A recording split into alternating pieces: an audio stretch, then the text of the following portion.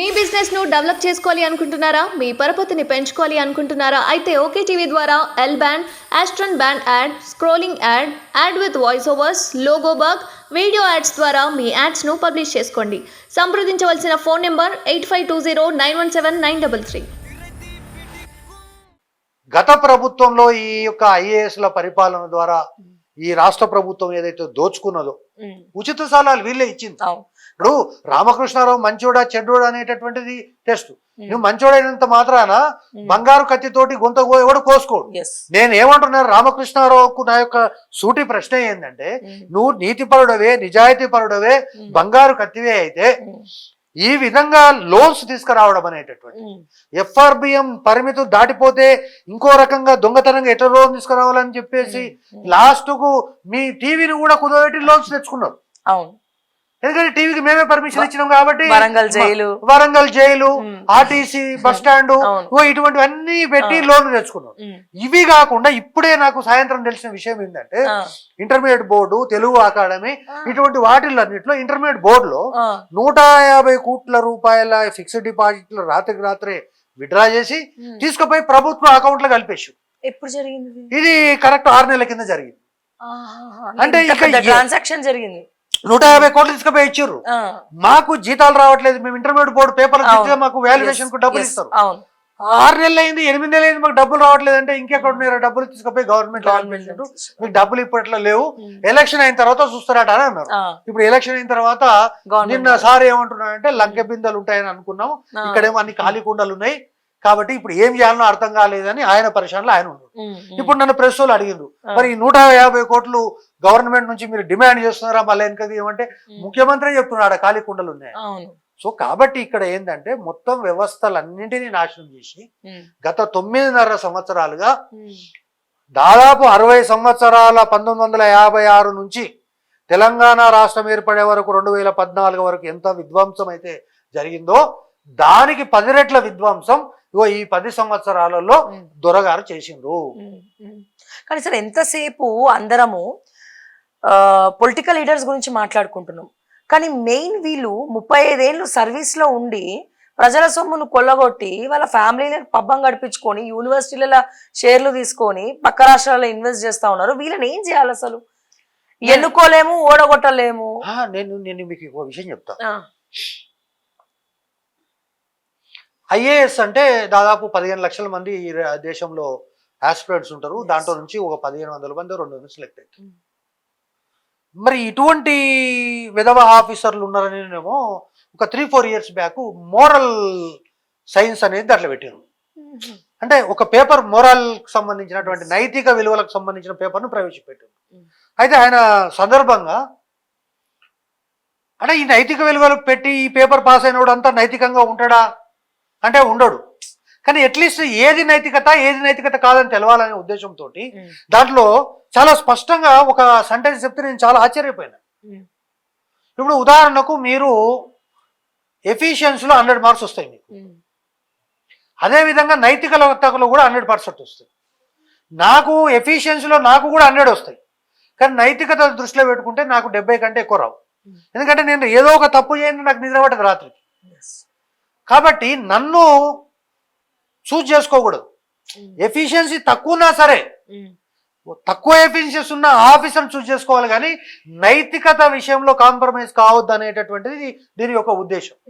కానీ ఇటువంటి వాళ్ళు, నేను అందుకే ముందు చెప్పిన, 10 మంది ఐఏఎస్లు, 10 మంది ఐపీఎస్లు, 10 మంది ఇంటర్నేషనల్ క్రిమినల్ లాయర్స్, వీళ్ళందరినీ గ్రైండ్ చేసి తీసుకొస్తే ఎట్టుంటుందో ఇప్పుడు మీరు ఐఐటీలో స్టూడెంట్స్ చూస్తారా, అట్లా ఇటువంటి వాళ్ళు ఉన్నారు. కాబట్టి ఇప్పటికైనా ఈ రాష్ట్ర ప్రభుత్వం ఏంటంటే, పొలిటీషియన్స్ అవినీతి అనేటటువంటిది, ఏ పొలిటీషియన్ అవినీతి చేయాలంటే పక్కన ఒక ఐఏఎస్ ఆఫీసర్ యొక్క సంతకం ఉంటేనే చేయగలుగుతాడు. ఇప్పుడు ఆయన సంతకం నోట్ ఫైల్లో ఎన్ని సంతకాలు పెట్టినా జీవో బయటికి రాదు. ఈయన సంతకం పెడితేనే జీవో బయటికి వస్తుంది. కాబట్టి ఈ సంతకం పెట్టేటప్పుడు ఎంత ఆలోచించాలి? ఇప్పుడు సంతకం పెట్టిన వాళ్ళు రాజశేఖర రెడ్డి పైకి పోయిండు, తర్వాత ఇంకో మంత్రులు ఇంత్రులు ఎక్కడ పోయినా తెలియదు, కానీ శ్రీలక్ష్మి అనేటటువంటి ఒక ఐఏఎస్ అధికారి నరక యాతన అనుభవించి చెంచల్గూడ జైల్లో దాదాపు చెంచల్గూడ జైలు యొక్క ప్రతి గోడను ఆమె స్పృశించింది. అయినప్పటికీ కూడా ఇటువంటి వాళ్ళు మారతలేరు. ఇంకా వేల కొద్ది లక్షల కొద్ది ఒక ఐఏఎస్ ఆఫీసర్ చెప్పిండు, నాకు 10 కోట్ల ఇల్లు, ఓ 10 కోట్ల బ్యాంకు బ్యాలెన్స్ ఉంటే దానికోసం నా లైఫ్ లో ఒకసారి తప్పు చేస్తే ఇక జీవితంలో తప్పు చేయాల్సిన అవసరం లేదు, అంతకు మించి ఏం లేదు, రోజు 4 పేపర్లు తెచ్చుకొని చదువుకుంటూ కూర్చోవచ్చు. మరి వీళ్ళకి ఏం రోగం పట్టినట్టు వీడు, వీని కుటుంబము, వీని పిల్లలు, వీని వంశము, అరే యూనివర్సిటీ లేంది, ప్రైవేట్ యూనివర్సిటీలో పెట్టుబడులేంది, అదేవిధంగా ఇండస్ట్రియల్ ఎస్టేట్స్ సాంపించలేంది, సంస్థలేంది, అటువంటిది నువ్వు బిజినెస్ చేసుకుని ఉంటుంది. ఇదన్నా రిజైన్ రిజైన్ చేసి నువ్వు పోయి వ్యాపారం చూసుకో, నువ్వు ఎక్స్పర్ట్ అయితే. కానీ నీ భార్య పేరు మీద కంపెనీలు పెట్టడం ఏంది, కంపెనీలు పెట్టి వ్యాపారం చేయడం ఏంది, ఇక్కడ ఐఏఎస్ చేయడం ఏంది, ఎవరి శనివారం ఢిల్లీకి పోవడం ఏంది. నాకు ఇంకా ఆశ్చర్యం కలిగింది ఏంటంటే ఈ యొక్క ఎన్నికలకు సంబంధించినటువంటి ఈ బొటలవేలు యాక్టివ్గా పనిచేసిన రోజుల్లో ఢిల్లీ నుంచి స్పెషల్ ఫ్లైట్లు హైదరాబాద్లో దిగినాయి ఉదయం, రిజిస్ట్రేషన్ అయినాక సాయంత్రం మళ్ళీ హైదరాబాద్ నుంచి స్పెషల్ ఫ్లైట్లు పోయినాయి. ఇక్కడ కూడా మీరు చూడండి చాలా కంపారిజన్స్ ఉన్నాయి. లిక్కర్ స్కామ్ లో స్పెషల్ ఫ్లైట్లు ఎట్లా ఉన్నాయో ఈ ల్యాండ్లలో కూడా స్పెషల్ ఫ్లైట్లు ఉన్నాయి. వాళ్ళు ఎవరు మామూలు శంషాబాద్ ఫ్లైట్లు దిగలే, వాళ్ళు ఇక్కడ దిగినరు, ఇక్కడ నుంచి తీసుకుపోయినరు. ఇంకా రిజిస్ట్రేషన్లు కూడా నాకు తెలిసి రిజిస్ట్రేషన్ ఆఫీస్ లో జరగలే, బొటనవేలు కిందనే జరిగింది. ఎందుకంటే బొటనవేలు కిందనే ఉన్నాయి ల్యాండ్స్ అన్ని, బొటనవేలునే ఉంది. కాబట్టి ఈ ఫింగర్ అనేటటువంటిది నిజంగా కూడా చాలా అదృష్టం. ఎందుకంటే తెలంగాణ రాష్ట్రానికి సంబంధించిన ఇప్పుడు మీరు చిన్నప్పుడు మనం సీరియల్ చూస్తాం, చిన్నప్పుడు ఆయన ఎవరో ఇట్లా బొటనవేలు ఇట్లా పెడితే ఇట్లా వస్తుంది, తర్వాత 7 అంతస్తుల బిల్డింగ్ నుంచి కిందికి దూకుతాడు, దూకినా కూడా ఆయనకి ఏం కాదు. అట్లా ఇప్పుడు ఇంతకు ముందు ఏంటంటే పటేల్ పట్వారీ యొక్క బొటనవేలు యొక్క కింద ఉన్నాయనేటటువంటి ఉద్దేశంతో ఎన్టీ రామారావు ఈ యొక్క భూములకు సంబంధించినటువంటి విషయం లోపల సంస్కరణలు తెచ్చి దున్నేవాడికే భూమి అన్నారు. కానీ అల్టిమేట్ గా ఈ రోజు ఏమొచ్చిందంటే ఆ రోజు ఒక గ్రామంలో ఉన్న భూమి ఒక బొటనవేలు కింద ఉంటేనే భరించలేకపోయినాం, నీ భూమి రాక రాసిండు, నా భూమి నీకు రాసిండు. అటువంటిది రాష్ట్రంలో ఉన్న భూములన్నీ ఒక ఆఫీసర్ బొటనవేలు కింద పెట్టిండ్రు అంటే ఏమనాలి. కాబట్టి ఇప్పటికైనా ఖచ్చితంగా రెవెన్యూ శాఖ అనేటటువంటిది దేనైనా వదులుకుంటారు, కానీ భూములు అనేటటువంటివి ఒక పేదవాడు గారు మీరు చూస్తున్నారు. ఇప్పుడు ఇన్ని ప్రాజెక్టులు కట్టిన ప్రాజెక్టుల కింద బాధితులు భూములు అనేటటువంటివి నీ ఇల్లు వదులుకోవడానికి, నీకు పుట్టిన సంతానాన్ని వదులుకోవడానికి సిద్ధపడతారు, కానీ నీ భూమి వదులుకోవడానికి ఎవడు కూడా సిద్ధపడడు. ఊళ్ళో ఎవడన్నా భూమి అమ్ముకుంటున్నా అంటే అయిపోయి వీని పని అయిపోయింది, వీడు దివాళా తీసిండు అంటారు.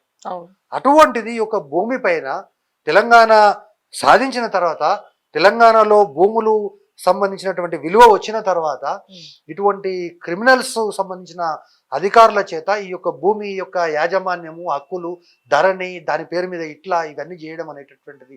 కాబట్టి ఈరోజు రాష్ట్రంలో ఉన్న ప్రజలందరూ కూడా సిసిఏ వాళ్ళు ఏ వైపు చూస్తున్నారు. రోజుకు 10,000 కోట్ల రూపాయల ట్రాన్సాక్షన్స్ జరుగుతున్నాయి అనేటటువంటి ఆరోపణ ఉంది. రోజుకు దాదాపు 1000 కోట్లు అక్కడ కరప్షన్ జరుగుతుంది అనేటటువంటి ఆరోపణ ఉంది. కాబట్టి సిసిఎల్ఏ కార్యదర్శిగా ఉన్న నవీన్ మిట్టల్ను, సిసిఎల్ఏ కార్యదర్శి కాదు రెవెన్యూ సెక్రటరీ, ఇవి రెండు కాకుండా స్టాంప్స్ అండ్ రిజిస్ట్రేషన్ సంబంధించిన బాస్ కూడా ఆయననే. సో కాబట్టి ఆయనకే అప్పచెప్పారు. సో కాబట్టి ఇప్పుడు ఏంటి, ఇక్కడ ఉండేవాడు మనవాడే, వడ్డించేవాడు మనవాడు. కాబట్టి ఇది ఆయన చేతుల్లో ఈ రాష్ట్రము ఆ దూరం ఎందుకు పెట్టిపోయిందో తెలియదు.